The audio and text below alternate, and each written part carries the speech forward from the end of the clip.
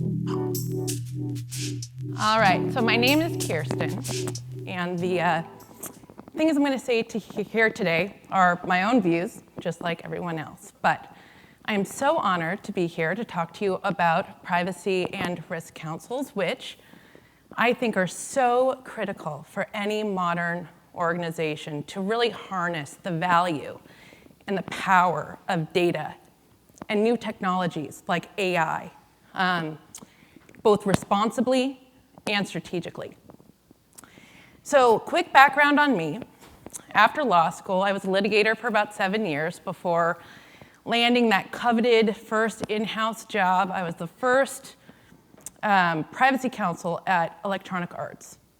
That was in 2008, and in the years that followed, as we all know, privacy blew up. I got to build a program and an international team, and I was just fascinated to bear witness to this tectonic, historic shift in law, technology, and policy. And then after 11 years at Electronic Arts, I landed my first general counsel role. And as a general counsel, I had to deal with a lot more stuff than privacy. I was dealing with contracts and financing deals and partnerships and antitrust and employment and IP prosecution and patent litigation, and oh my gosh. And I had this revelation one day in my first general counsel role that literally never occurred to me during the 11 years that I was the chief privacy officer at Electronic Arts. And that was this.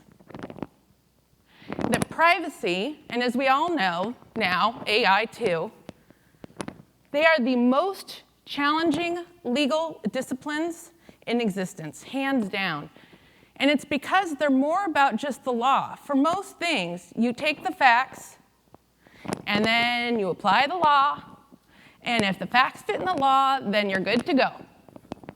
But not so with these, because these have just as much to do with law as they do with ethics, integrity, morality, trust, as we've been talking about a lot, trust of any company's most important stakeholders, your employees, your customers, your investors, your shareholders, and your partners. And at the end of the day, privacy and AI really become about changing hearts and minds.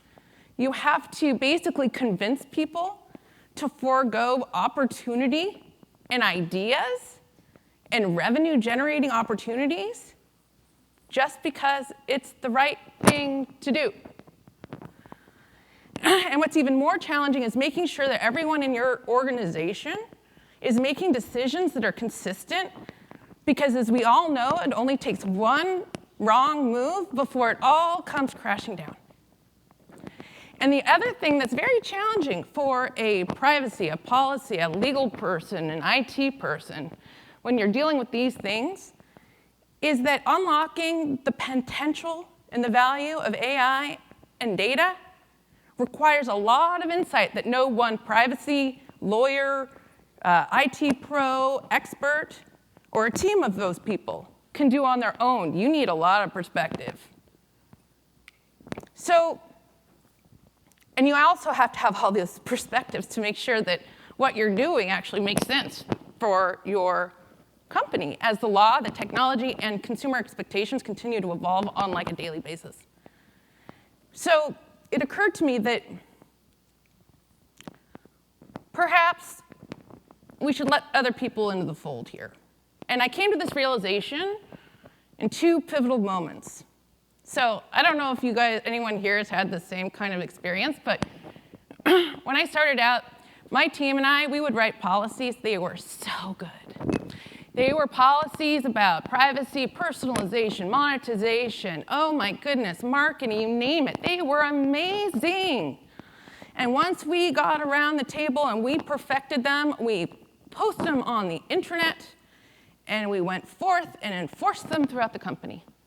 And it actually took me longer than you would think for someone to actually think to ask me the question, who makes these policies and who says I have to follow them? And I realized it wasn't a very compelling answer to say me and me.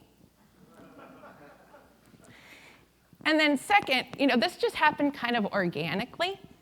But in any organization, there are people that you just gravitate towards. You tend to work with more than others. Folks that tend to be a little bit more like-minded. I don't know. For me, it was always CorpCom. Our head of CorpCom and I were attached at the hip. Head of PR, the CISO, some engineering leaders, some leaders in marketing.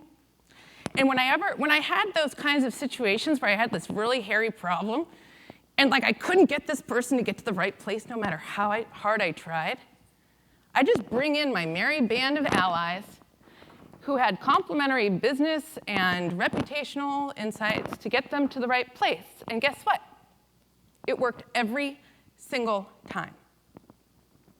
So again, that's kind of how I came to realize, I've got to have more. It can't just be me being the arbiter of what's creepy, what's okay, what's not okay, what's too risky, what's not risky enough. And so I thought, okay, I need to have some sort of a council. I need a privacy council. But a bunch of people in a room together are not going to move the ball forward. Without governance, you're just going to end up with a chaos council, and believe me, that is the last thing I needed in my life at that time. So I thought, okay, what do we need for a successful privacy council? And I think it's three things. You need a definition and a governance framework. You need the right people in the room, and you need them to have the right focus. Well, that sounds easy enough. All right, let's get started. This is my first definition of a privacy council. Here we go. A governance body. Ooh. Charged with the development of privacy-related policies to ensure legal obligations are met and risk is minimized throughout the enterprise. Oh my God, that sounds so good. Lots of big words in there. And I thought, what would be better of a governance model than the one that I use and I geek out over all the time? It's NIST. Let's use NIST. Let's have this group of people help me do my job, and it's going to make my job so much easier. My team's going to be so happy. We'll talk about data architectures and controls, and oh my God, I love it. But guess what? I got no takers for this council.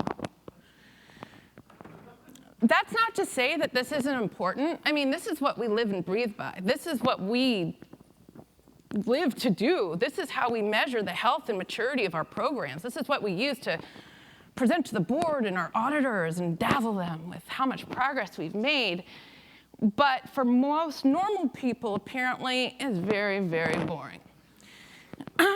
So what I needed was to harness the perspective and the points of view and the strength and the allyship of other stakeholders within the company, but I had to make it exciting and had to make it engaging for them, and still fit it within a governance model, but without calling it governance.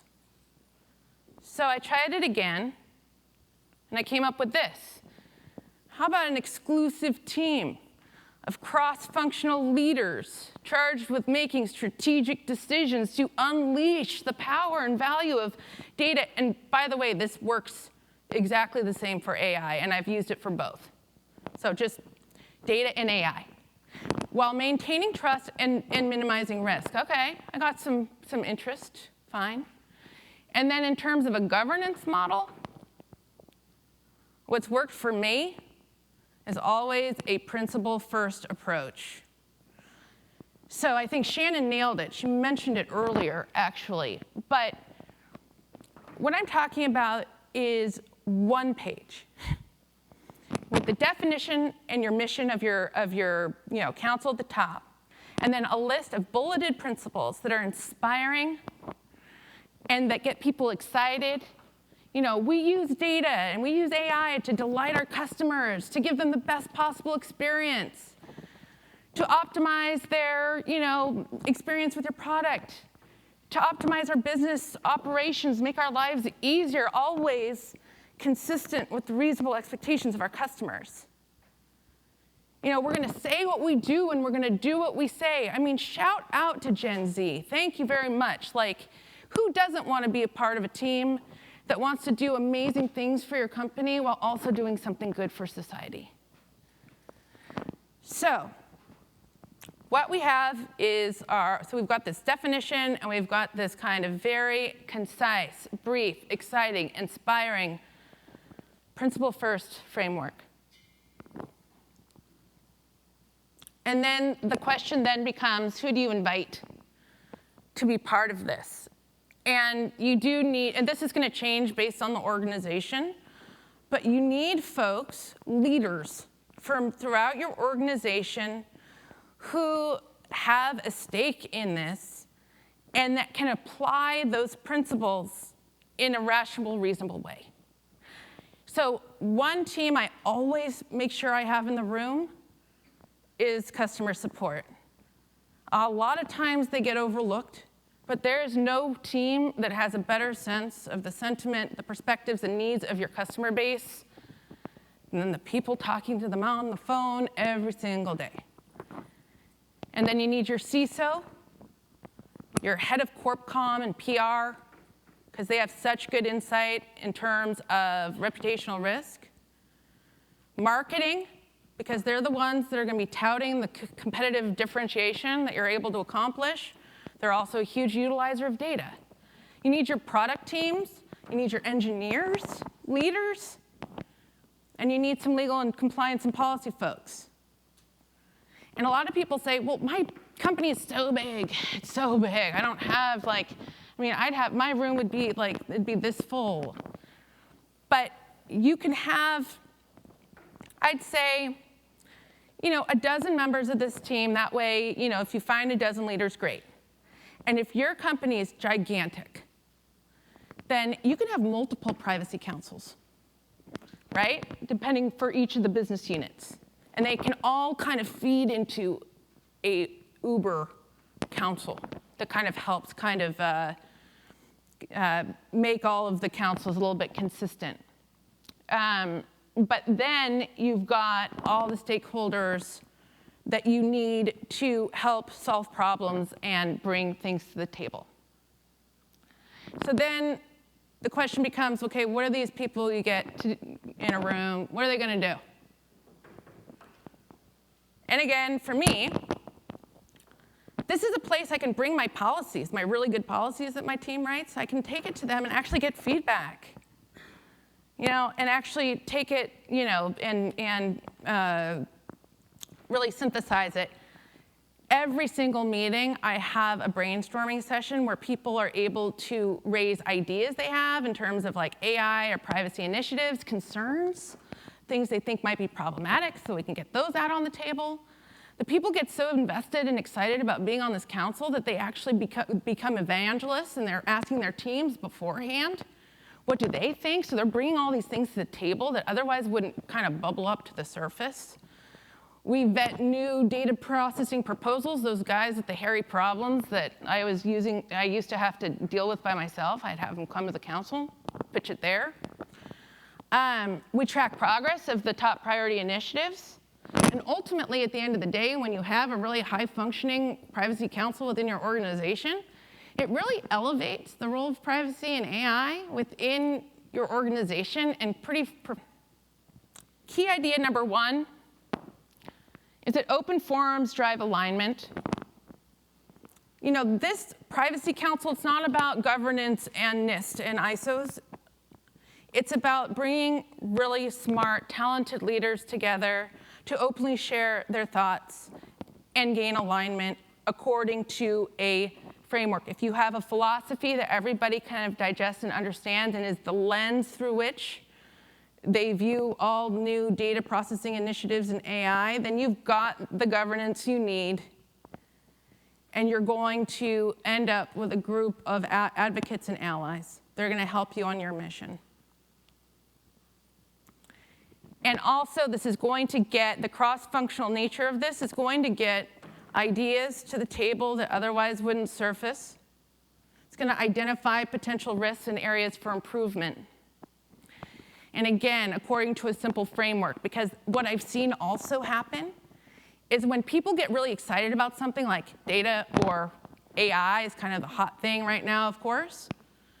If you spend a lot of time trying to put together a really complex governance model, the train's going to leave the station without you on it, and AI initiatives are going to happen without your oversight. It's going to be too late. So this helps you get ahead of the game, ahead of the curve, know what's going on in the company, what's going on, and be able to kind of apply this framework. And then I think this one is actually the most important, but also the most practically difficult, which is embracing dissent. Because by embracing dissent, you make sure that your program is actually serving the best interests of your company. As we mentioned, the law, technology, and consumer expectations continue to change. I remember back when I was at my desk writing all those policies, and someone would actually come to my desk and have the gall to like complain to me about them. I'm like, I don't like this, I don't want to do this, this is not okay. And I'd get so annoyed. And then it occurred to me one day that, oh my gosh, these are the people that are reading my policies. These people care. They're engaged. They actually care enough to talk to me to complain about them. Like, I want these people on my team, right? And when you embrace their feedback, you're like, yes, because these programs are ever changing. And unless you are listening to well-meaning and reasonable dissenting feedback, you're never going to be confident that your program is actually moving your company in the right direction. So, at the end of the day, you've got a good privacy council, it's operating, and you end up with a complete mindset shift and an army of privacy evangelists within the company. I finally had allies and stakeholders who had ideas, perspectives, and experiences that I and my team lacked on our own. It elevated the privacy function within our organization. It helped ensure privacy was finally woven within its culture. It made my life easier. You know what, like the most profound thing was just organically, people started asking themselves, without me or anybody in the room from my team, well, I know we can do this, but should we? And when that started happening, I knew that this was a massively tectonic shift and exactly what I'd been working so hard to try to achieve for so long. So, in conclusion, clearly the landscape of governance these days requires more than just compliance. And yes, we cannot ignore NIST. We cannot ignore those frameworks. We take the fruits of these councils and we fit them within them. And we need to have a shift of mindset and a proactive approach to change. It lies in recognizing that change is really the only constant and that evolution is going to be inherent within it. And honestly, the biggest key to success is a simple framework that gives opportunities for leaders within your company to meaningfully contribute on their own terms, to contribute meaningfully to your strategic initiatives. Because at the end of the day, privacy and AI are very hard, and we don't have to do it by ourselves. Thank you very much.